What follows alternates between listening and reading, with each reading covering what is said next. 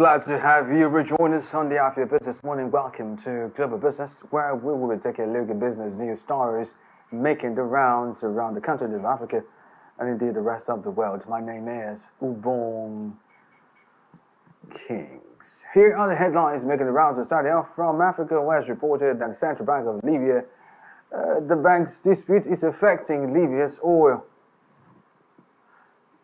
And outside Africa now, China and European Union set for talks over trade tariffs. And China is still in the news. Hazard that China is to raise its retirement age to salvage its economy. We'll bring you details of these news stories and more right after this break. Please stay.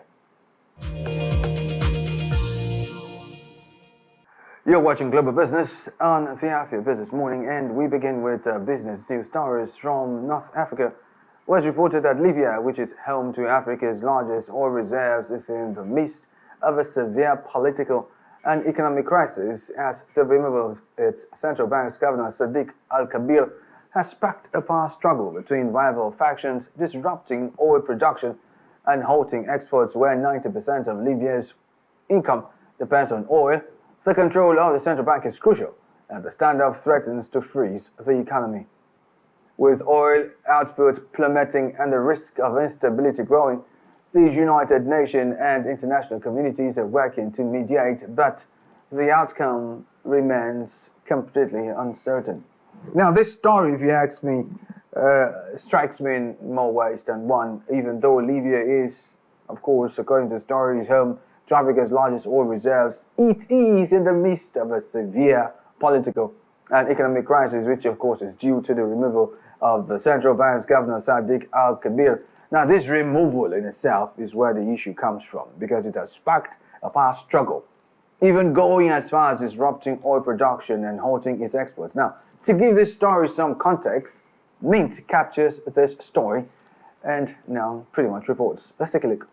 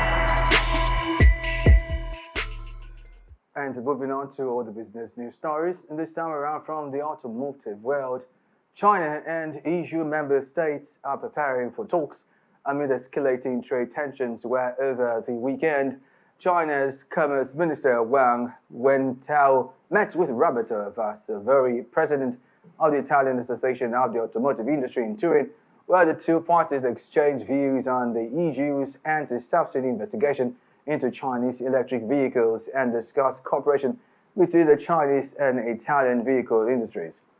Meanwhile, this meeting was ahead of a key event on 19 September when Wang is set to visit Europe to meet the European Commission Trade Commissioner Valdis Dombrovskis to discuss the rising trade tensions between China and the European Union, as the European Commission EC proposed an additional tariffs of up to 35.3% on Chinese electric vehicle imports, citing concerns that Beijing's unfair subsidies for Chinese-made EVs could cause significant harm to local car manufacturers.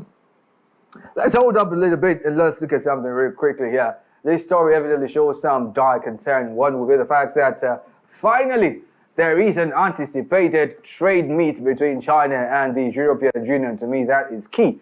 All right, I foresaw this development coming anyway, because truly both parties are technically dependent on each other economically.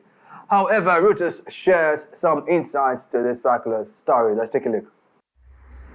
EU countries are divided over whether to back the bloc's new tariffs on Chinese electric vehicles. A government source said Germany wants to stop the duties altogether. Its car makers made a third of their sales last year in China, and a leading auto industry group from the country urged the EU to back down Wednesday. But fellow European powerhouse France has been among the strongest supporters of the tariffs, and a poll by Reuters showed a majority of countries are still weighing the pros and cons of the trade fallout. The issue will be put to EU members in an advisory vote in the coming weeks. The bloc is due to confirm on Thursday provisional duties of up to 37.6% on Chinese EV makers like BYD. China-made models from Western automakers like Tesla and BMW will also be hit. EU members will then vote in October if the Commission proposes multi-year tariffs at the end of its investigation. But these will be blocked if at least 15 countries representing 65% of the EU population votes against them. France, Italy and Spain, with 40% of the EU population, have indicated they would support tariffs, while sources say others like Poland and Greece are still debating the issue. The Commission says the aim of the duties is to level the playing field rather than shut Chinese automakers out.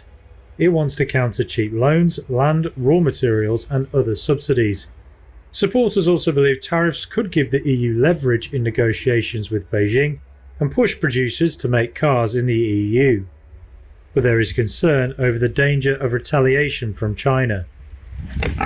It's thought Beijing could put its own tariffs on EU exports of cognac, pork or luxury cars.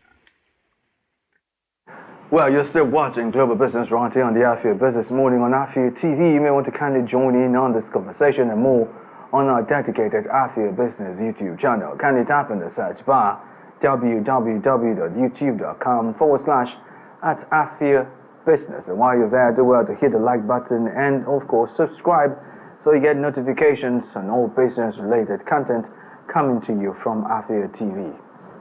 Up next will be more business news stories still from the automotive world on one hand, and of course other stories right after this break. Stay tuned.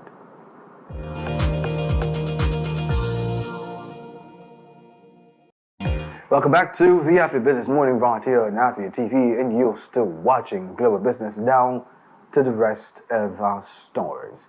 And this time around, we're still taking more business stories from the automotive world, where it's reported that French-Italian car giant Stellantis has recently announced that the fully electric Fiat 500 module production, which is produced in Turin at the Miraflores factory, will be stopped for 4 weeks, as European orders for the car are still lagging. Furthermore, Stellantis also revealed that this factory site will be going through a significant transformation, which will involve a 100 million euros investment, which is expected to be used to develop a hybrid version of the currently full electric Fiat 500 module, which is expected to start sometime next year and in 2026, as well as for higher performance batteries. Now, quickly, let's try to put this conversation in perspective. For me, Well, this story is just what it is. It was meant to be what it is at the moment. Because frankly, I didn't see Stellantis hitting it big in the electric vehicle industry. You know why? Well, I'll tell you why. Because this recent announcement of Stellantis stopping the fully electric Fiat 500 production doesn't come as a shock to me whatsoever. I mean, look at the vehicle mojo. I mean, the design. Does it look that appealing to you? Would you trade that for, say, the BYD electric vehicle? Just thinking aloud. Anyway, EVpedia avails also some info on this particular story. Let's take a look. Will shut its Mirafiori factory down for 4 weeks, starting Friday. Stellantis claims that it is due to low demand for the two-door EV city car. News of an EV slowdown certainly is a headline grabber.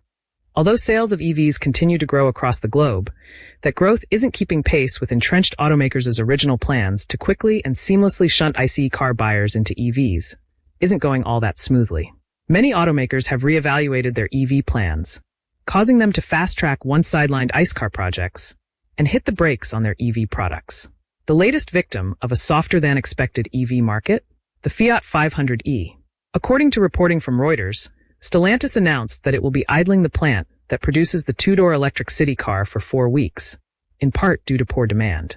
Stellantis told Reuters that this measure was necessary because there weren't enough orders inside and outside Europe to sustain the output from the Italian factory. The shutdown period will start this Friday and last for 4 weeks. Currently, the Fiat 500e is only made in one factory, the Mirafiori factory in Torino, Italy. This is a historic factory, situated in the hometown of Fiat itself. It's also the site of Italy's automotive labor union grumbling. Local workers want a higher volume, more affordable model to be built at the plant, instead of just the Fiat 500e. Thus, Stellantis will invest $110 million in the plant and adopt what it calls a higher performance battery to produce a hybrid version of the new 500e in the same plant. Although there is a very real softening of EV demand, I can't help but think that part of the lack of demand for the 500e is partially due to Stellantis not keeping the model current enough. Anyway, in an attempt to end this bulletin, China is in the news yet again because it's reported that China is set to raise its retirement age for workers starting from 1st January 2025, where for men the retirement age will be raised to 63 years old, up from the current threshold of 60, and for women in white-collar jobs it will be raised from 55 to 58, while for women in manual blue-collar jobs it will be increased from 50 to 55, which will come into force over a 15-year period, meaning the threshold will be raised progressively based on people's birthdays. Meanwhile, China currently has some of the world's lowest retirement thresholds, which have been in place for a number of years, where the demographic pressures now make the upcoming move long overdue, as the ratio of retirees to younger workers shrinks, which is explained by fewer births and longer lifespans. Now, this report brings something interesting to the fore.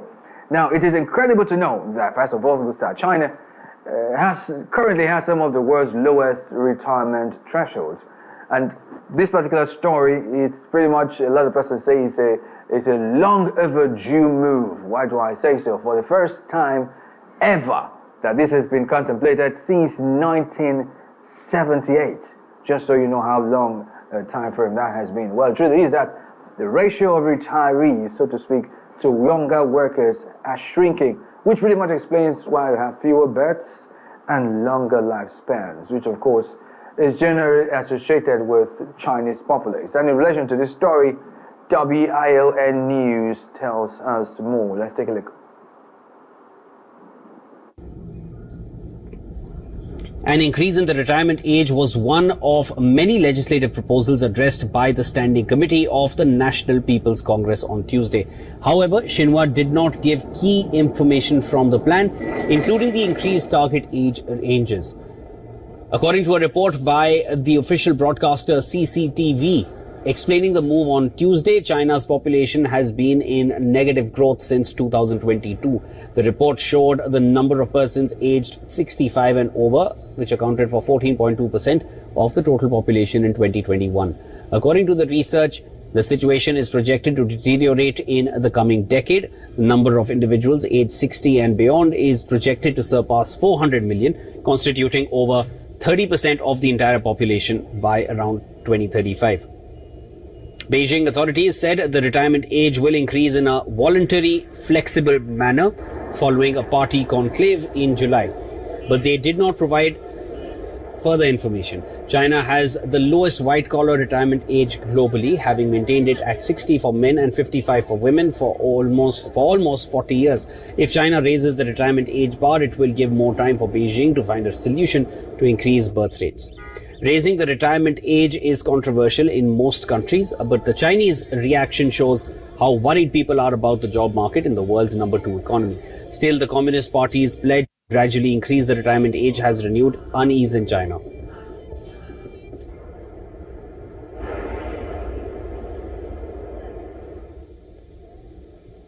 We will follow up with this story as well as other stories as unfold and keeping you in the loop. And talking about keeping you in the loop, you may want to go to our dedicated After Business YouTube channel by kindly tapping the search bar www.youtube.com/After Business, and while you're there, do hit the like button and of course subscribe so you get notifications on all business related content coming to you from After TV. You are still watching the After Business Morning live from Enugu State, Nigeria. Coming up next will be a conversation around the fact that the state government here in Enugu State has just started something with reference to a palm processing plant right here in the state, and it's worth about 100 billion naira. We'll take a look at all of that, the dynamics, the dimensions, how would that benefit in the Enugu, all of that after this break. My name is Ubong Kings. Stay tuned.